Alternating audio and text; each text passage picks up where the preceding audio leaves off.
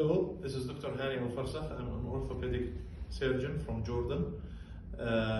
Today I'm going to demonstrate how we do the shoulder examination for the University of South Wales. Here I have my colleague Ashraf. He's going to help me today as a demonstration patient in this video. Some parts of the video I will be explaining stuff for him in Arabic, therefore don't feel surprised about the language. Of course, during this examination we should perform it with full exposure, but for the sake of the video we will not do full exposure during the examination. So I will start now. Ashraf, تفضل. Okay. At the beginning we start with the inspection. We can perform the inspection from the front. Usually we can start by looking for the clavicles, the AC joint, and check if there is any asymmetry in the elevation of the shoulder joint, as well as the muscle bulk over the deltoid and the pectoralis major muscle. Inspection can also be carried out from the back, where we can see the supraspinatus, the infraspinatus, and we can check for their if there is any signs of wasting, which might indicate radiculopathy or suprascapular nerve pathology. During this part of examination, we have also to assess the alignment of the back of the spine, where some sorts of scoliosis issues can sometimes affect the movement of the shoulder. Therefore, it might be also useful sometimes to perform Adam's test to check for the symmetry of the alignment of the spine.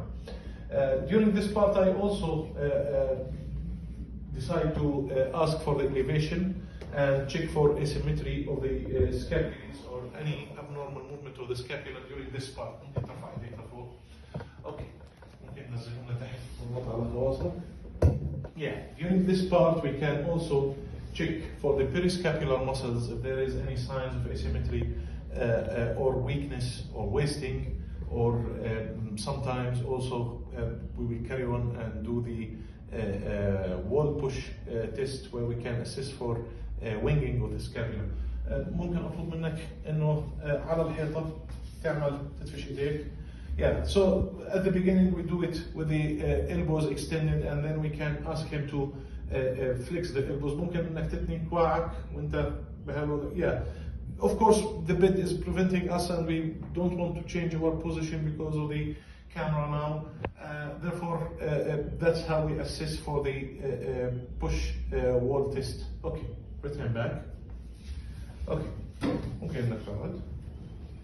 So after performing the inspection, and also we have to inspect for scars and wounds over the both sides in the posterior and anterior part, we can start with the palpation part where we start palpating the clavicle up to the AC joint. We can check both AC joints if there is any tenderness over them. Of course, palpation of the supraspinatus and infraspinatus muscles for the muscle bulk, and for any lesions that can be felt over these sides, or any tenderness over the muscles themselves or the joint line, it has to be assessed. And the assessment of the bicipital groove as well, where we can palpate it in the anterior part here and moving it under my thumb while I'm assessing the shoulder from the anterior part. So that's the palpation part around the shoulder. Of course, the palpation should be carried on for the medial border of the scapula, and assessment over the thoracic cage is advised, usually to check if there is any signs of exostosis or abnormalities over the thoracic cage. Now that's done, we can start by assessing the range of motion. And by assessing the range of motion, we start by asking for abduction. ممكن إنه ترفع إيديك لفوق. Yeah, and this can help in assessing for the painful arc as well during this part. ممكن تنزل. If there is any pain, he would also tell me if there is pain. And anteriorly. Yeah, that's good. Okay, نزل. ممكن إنك تقعد. And next, we can assess for the internal rotation as part of the range of motion examination. ممكن إنه تحط إيدك ورا ظهرك. ممتاز. During this part, we can also assess for the strength of the subscapularis while doing this against resistance and performing the lift-off test again on the other side to assess for the strength of the subscapularis over the left side. So that's for the subscapularis. ممكن تقعد. Also for the subscapularis, we can perform the press belly test. ممكن انك تضغط على بطنك. كويس. نفس الشيء هون. Okay. And afterwards we can check for the external rotation. ايديك هيك. انا بدي ادخل لجوا انت طلع لبرا. ممتاز. Okay. So that's the external rotation for the infraspinatus can be checked for the muscle power and as well as the range of motion. ممكن انك تفتح ايديك هيك. Yeah, that's the range of motion if it's without the testing the power of the infraspinatus. Now, after progressing from the range of motion, we can start assessing with the special tests for the rotator cuff and the biceps tendon. So, for the rotator cuff, we start by doing the near test, which is stabilizing the scapula from the behind, and we can ask him to, we can also elevate his arm in internal rotation up to assist for the rotator cuff and down. And as we are performing this, we can also do the scapular retraction test, just in case we had any abnormality in the painful arc examination.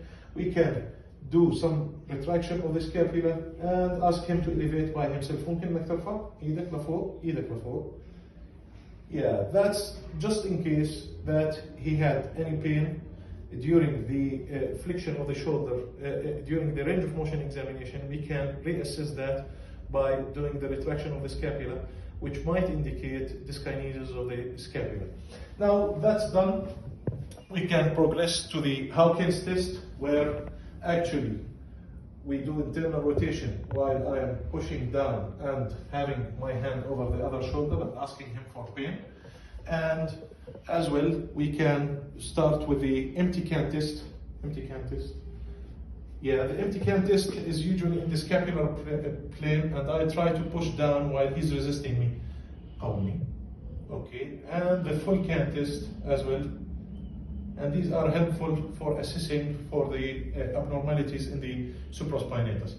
Once we conclude that, we can progress to the biceps tendon test, which is Yergeson and speed test. So the Yergeson test can be done while the elbow is flexed and the arm beside his body, and I ask him for supination. ممكن تلف ايدك? Yeah, that's it. And the other test for the biceps, where we can ask him to resist me in a flexion. Only. Yeah. Okay. That's done. We can go and assist for the slab tears, where he can flex his elbow while it's in abduction and 90-degree flexion at the elbow. ممكن انك تشد ايدك لعندك. Yeah. So that's the biceps test. The biceps power test for the slab lesions, and afterward we can go for the apprehension test, just to check for the possibility of having a anterior shoulder dislocation. This can be done in the same position while we are trying to apprehend that the shoulder is going to dislocate anteriorly. After doing that test, we can go for assessing for the sulcus test, which is also in shoulder dislocations and can be performed while the shoulder on the side, and I try to push down and to check if there is any sulcus sign inside the shoulder joint. So these are the main exams that we can usually do to assist patients with shoulder abnormality. Of course, if there is any abnormality in any of the tests, you can expand your examination much more to try to assess the other parts later on. Thank you very much.